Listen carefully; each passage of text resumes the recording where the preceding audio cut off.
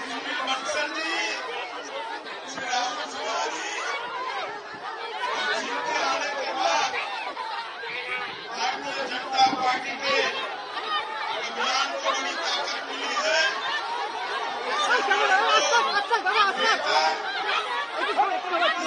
अधिकारी जी, राजू बैनर्जी जी,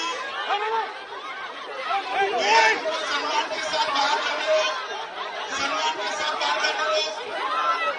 जरा पुलिस के लोग चिंता करें। बोले भारत माता की। सारी बहनें बैठ जाए, उनको जाने की जरा सम्मान के साथ सारी बहनें बैठ जाए अपने साथ। जय हिंद, जय भारत। रेबल सदानंद पति और अभी किसान आंदोलन के लिए दो तीन बातें आप लोगों से करना चाहेंगे। बहुत जरूरी महसूस हुआ तो मैंने कहा आप लोगों से बात कर लेते हैं कि अमित शाह जी आज बंगाल में हैं। उनकी रैली चल रही है, प्रेस कॉन्फ्रेंस चल रहे हैं, देश के गृह मंत्री हैं और बंगाल के दौरे में हैं। और आज उन्होंने फिर से बोला कि देश को सोना का बांग्ला बना के दिखाएंगे, मतलब बंगाल को सोने का बना के दिखा दिया जाएगा। जैसे पुराने जमाने में हम सुनते थे, तो आज वो बंगाल को, पश्चिम बंगाल को जो है गोल्डन बंगाल बना के दिखा देंगे। बड़ा कमाल का एक नया नारा है, एक और जुमले की शुरुआत है। और वो कहते हैं किसानों का इतना पैसा पेंडिंग है और ममता जी देने नहीं दे रही है। तो माननीय गृह मंत्री जी, एक छोटा सा प्रश्न है आपसे। आप उत्तर प्रदेश में, आप ही की सरकार है, राम राज्य यहाँ तो माननीय योगी आदित्यनाथ जी का सरकार है। मैं केवल एक बात आपसे पूछना चाहूंगा सर, कि उत्तर प्रदेश के किसानों को उनका पैसा क्यों नहीं मिल रहा है सर? आप बंगाल को जा रहे हैं सोना का बनाने के लिए। ये गन्ना वाले जो किसान है हमारे, इनकी पेमेंट तो 15,000 करोड़ के आसपास बाकी है सर। इनके पैसे कब दिए जाएंगे सर? बंगाल में चुनाव होने के बाद देंगे या 2024 में जब फिर से मोदी जी को आप लोग बना लेंगे ईवीएम के माध्यम से तब देंगे, या हम लोगों के जीवित रहते रहते देंगे, या हमारे जो पोते होंगे जब हम लोग दादा बन जाएंगे? आप पता नहीं, शायद आप तब तक ठीक ही रहेंगे। रीजन है क्योंकि आप लोगों को तो अमर होने का मंत्र मालूम है। क्या पता कोई ऐसी दवाई आप लोगों ने खा रखी हो कि जब हम लोग दादा हो जाएंगे तब तक भी आप ही सरकार चलाते रहेंगे, क्योंकि ईवीएम के माध्यम से तो आप जीतते ही रहेंगे। अगर एक बार हिम्मत है तो कोई ईवीएम के ऊपर बात कर ले तो शायद चुनाव की विचारधारा ही बदल जाएगी और देश में एक नया मानचित्र आ जाएगा। लेकिन मेरा एक प्रश्न है कि माननीय गृह मंत्री जी ने आज बंगाल में अपने अभिभाषण में कहा बंगाल का सोने का बना के दिखाएंगे, किसानों को बना के दिखाएंगे। और दक्षिण परगना में हम जो है मछलियों का, हम एक बहुत बड़ा समुद्री मरीन इसका वो बनाएंगे। मुझे ये बता दीजिए, आपकी सरकार तो गुजरात में मरीन टेक्नोलॉजी के कितने काम कर दिए आपने? गुजरात में कितने सारे एक्वेटिक एनिमल्स के लिए काम कर दिया है, मछलियों के लिए कितना बड़ा बड़ा पालन केंद्र बना दिया, जरा वो भी पब्लिक को बता दीजिए। लगभग 30 साल से आप लोग हैं। आंध्र प्रदेश में भी आपकी संयुक्त सरकार थी पहले, वहां कितने बड़े बड़े काम कर दिए। और भी बहुत सारे राज्य हैं। बंगाल के लिए ऐसे जुमले मत दीजिए। लेकिन मैं बंगालियों को एक बात बताना चाहूंगा, गौर से सुनिएगा मेरे भाइयों। मेरी भी तबीयत बहुत हल्की है, कमजोर हूं थोड़ा, अभी आराम नहीं मिल पाता है। एक बात आपको बताना चाहूंगा कि बंगाल में इनको आने मत दीजिए।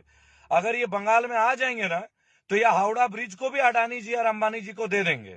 और उस हावड़ा ब्रिज पे चलने के लिए और पास करने के लिए भी आपसे टैक्स ले लेंगे, क्योंकि निजीकरण इनका पहला हथियार है। और इनका बस नहीं चले तो सबसे पहले हावड़ा ब्रिज प्राइवेट होगा, उसके बाद इनका बस ना चले तो बेलूर मठ को प्राइवेट कर देंगे, फिर विक्टोरिया मेमोरियल को प्राइवेट कर देंगे।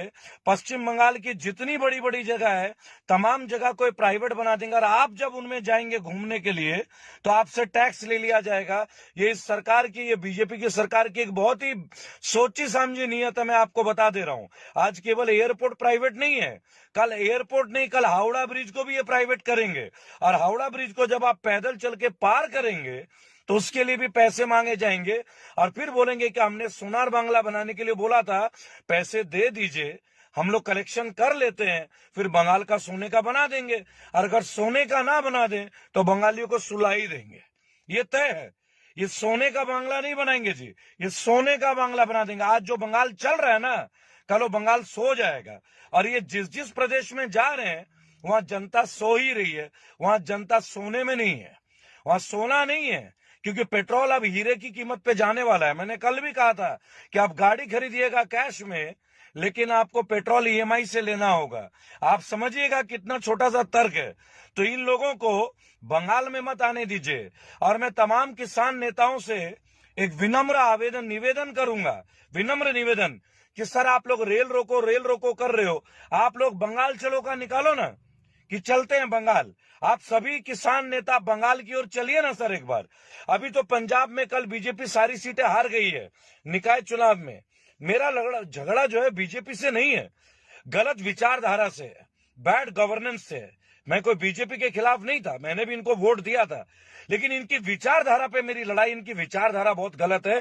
ये किसी की सुनते नहीं है, केवल अपनी मन की बात करके हमें थोप देते हैं। हमारे कष्टों को नहीं देखते हैं, गरीब मजदूरों का दर्द इनको नहीं दिखाई देता है, आशा वर्कर्स का दिखाई नहीं देता, एनटीपीसी के लोगों का नहीं दिखा देता, ये फौजियों का दर्द नहीं देखते, ये किसी का सेंट्रल वर्कर्स का दर्द नहीं देखते। इन्हें केवल अपने नेताओं का देखना है कि कहां अडानी जी को सुविधा मिले, कहां अंबानी जी को सुविधा मिले, और कहां इनके लोगों को जिनके कंपनीज है उनको सुविधा मिले। तो मैं किसान नेताओं से एक विनम्र निवेदन करूंगा कि ट्रेन रोको अभियान मत कीजिए आप लोग, उससे तो आम जनता ही परेशान होगी। हम लोगों को ही तो कष्ट होगा, किसी और को कष्ट होगा नहीं। मैं केवल एक ही बात बोलना चाहूंगा आप लोगों से, आप समझिएगा कि मैं क्या बोलना चाह रहा हूं। लेकिन अगर आप लोग बंगाल चलिए, जितने भी किसान नेता है, आइए बंगाल की तरफ मार्च करते हैं। आइए एक बार, जब बंगाल की तरफ आप लोग मार्च करेंगे ना, तो इनके होश उड़ जाएंगे। ना ईवीएम जीत पाएगा, ना कोई कलाकारी जीत पाएगी, और सत्यमेव जयते होगा, और सच्चे तौर पे भारत जीतेगा। और अब भारत को जिताने की बारी है, अब ईवीएम को हराने की बारी है। ईवीएम हटाइए और भारत को बचाइए। तो तमाम किसान नेताओं से मैं अपील करूंगा, आप लोग बंगाल चलिए। अरे ट्रेन मत रोकिए, यही तो इनकी चाल है। अगर ट्रेन रोक देंगे तो बंगाल कैसे जाइएगा? चलिए बंगाल, आइए मेरे साथ बंगाल चलिए। आइए बंगाल को लोगों को बताते हैं कि यूपी के खेती के किसान के लोगों को पेमेंट कितने दिनों तक बकाया है गन्ना किसानों का, जहां वो कह रहे हैं कि किसानों को अमित शाह जी कहते हैं हम इतना आते ही 10,000 दे देंगे, 5,000 दे देंगे, और पता नहीं कितने लाख करोड़ का और मुआवजा दे देंगे। ये बात को अच्छे से समझिएगा और भावनाओं में मत बहिएगा। अगर बंगाल इनको दे दिया तो हावड़ा ब्रिज को प्राइवेट कर देंगे, अडानी जी को बेच देंगे, और फिर हमें वहां हावड़ा ब्रिज देखने के लिए 50 रुपए का 100 रुपए का टिकट इश्यू होने लगेगा। और अभी हाल पूरे देश का होगा, नदी जुड़े ना जुड़े, समंदर में व्यापार हो ना हो, लेकिन अडानी जी व्यापारी हैं, उनको ये व्यापार के तौर पे सेटल कर देंगे। मोदी जी के मित्र हैं भाई, मोदी जी के पारिवारिक मित्र हैं, केवल मित्र नहीं है, जहां जाते हैं उनके साथ होते हैं। हमारी लड़ाई मोदी जी से भी नहीं है, हमारी लड़ाई उन लोगों के लिए है जिनका हक छीना जा रहा है, और अभी हक छीनने नहीं देंगे। हम लोग युवा हैं, और युवा शक्ति, मातृशक्ति, मजदूर शक्ति, व्यापारी शक्ति, तमाम शक्तियों को मिला के हम बंगाल जा रहे हैं। आइए तमाम किसान नेताओं को हम दरख्वास्त करें, निवेदन करें कि आइए बंगाल चलते हैं।